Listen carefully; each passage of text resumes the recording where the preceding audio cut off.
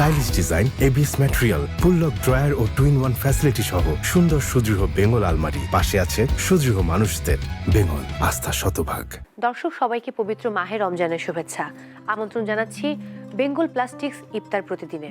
সঙ্গে আছি আমি মৌসুমি মৌ, আর আজও হাজির হয়ে গেছি নতুন একটি রেসিপি নিয়ে। তবে আজকের রেসিপিটি খুবই সহজ, কারণ ইফতারে অবশ্যই প্রয়োজন হয় শরবত, যে কোনো জুস অথবা মিল্কশেকের। সো আজ আমি তৈরি করব খেজুরের মিল্কশেক। আর এই খেজুরের মিল্কশেক তৈরিতে যে উপকরণগুলো লাগবে সেগুলো আসলে সবসময় আমাদের হাতের নাগালেই পাওয়া যায়। আর আমার ধারণা যে বাড়িতেই থাকে, চিনি তো থাকছেই। আমি এখানে মিল্ক নিয়েছি। আরেকটা যেটা করেছি, গুঁড়া দুধ আমি গুলিয়ে নিয়েছি, তারপর আমি সেটা ফ্রিজে রেখে একটু বরফ করে নিয়েছি। এখানে আছে বাদামের পেস্ট, খেজুর, এখানে কিছু বাদাম কুচি করে নিয়েছি, একটু এলাচের গুঁড়ো, একদম মিনারেল ওয়াটার সামান্য পরিমাণ, আর এখানে পেস্তা বাদাম। একই সঙ্গে যেটা আসলে মূল উপকরণ সেটা হচ্ছে খেজুর। আমি একটু খেজুরগুলোকে খানিকটা কাজ করেই ফেলেছি। খুবই গুরুত্বপূর্ণ হচ্ছে হাত পরিষ্কার রাখা, শুধু হাত না, রান্নাঘরটা যেন পরিষ্কার থাকে, হাইজিনটা যেন আমরা মেনটেন করতে পারি, এই বিষয়ে নজর দেওয়াটা খুব বেশি জরুরি। সুস্থতার মূলে রয়েছে আমাদের পুষ্টিকর খাবার, এবং অবশ্যই সেই খাবারের জন্য হাইজিন থাকে, মানে হাইজিন মেনটেন করে আমরা খাবারটা তৈরি করি, সেটা খুব গুরুত্বপূর্ণ। আমি একটু কেটে নিলাম যাতে আমার ব্লেন্ড করতে সুবিধা হয়। ওকে,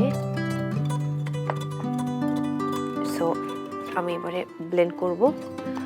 আমি যে প্লাস্টিকের বাটিটি ব্যবহার করেছি এটা আসলে বেঙ্গল প্লাস্টিক্সের পণ্য।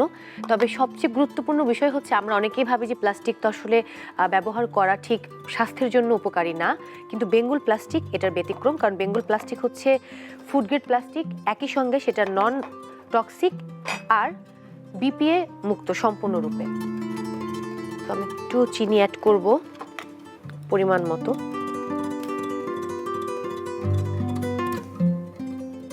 তিন চা চামচ দিলাম, যেহেতু আমি একটু মিষ্টি পছন্দ করি। ঠান্ডা হবার জন্য আমি যে গুঁড়া দুধটা রেখেছিলাম বরফ করে গুলিয়ে, সেটা অ্যাড করলাম যেন ঠান্ডা ফ্লেভারটা পাওয়া যায়। এবং ঠান্ডা ফ্লেভারটার মানে পাওয়া গেলে যেটা হয় যে ইফতারের সময়টাতে ঠান্ডা যে কোনো খাবার আমাদের মনে এক ধরনের প্রশান্তি দেয়। আমি অল্প পরিমাণ, একেবারে অল্প পরিমাণে এলাচের গুঁড়ো অ্যাড করব। অনেকে চাইলে এলাচের গুঁড়োটা কিন্তু অ্যাভয়েডও করতে পারেন, যারা আসলে এই ঘ্রাণটা পছন্দ করেন না। তবে আমার ধারণা মোস্ট অফ দ্য মানুষ এটা পছন্দ করে। কাজু বাদাম দিয়ে দিলাম পুরোটা। এবার আমি মিল্ক অ্যাড করব।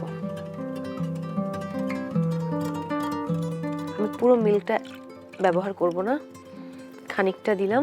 এখানে আমি 2 কাপ মিল্ক নিয়েছিলাম, 1 কাপ পরিমাণ দিয়ে দিলাম।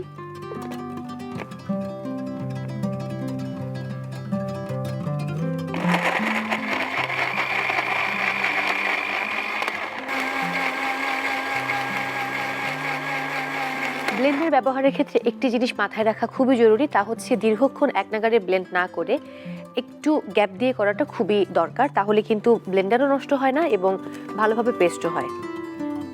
আই থিঙ্ক হয়ে গেছে, একটু দেখে নিচ্ছি। রাইট,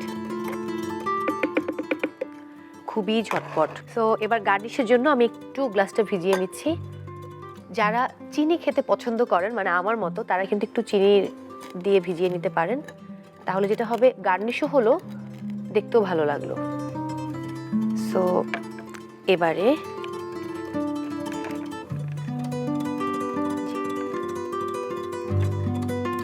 খেজুরের মিল্কশেকটা হয়ে গেল। ঝটপট দুটো খেজুর খেয়ে একটু পানি খেয়ে নিলেই কিন্তু খুব এনার্জি গেইন করে আমাদের।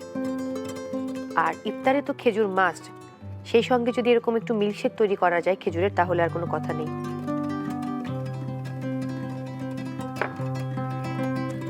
দর্শক, তৈরি হয়ে গেল খেজুরের মিল্কশেক, এবং খুবই ঝটপট।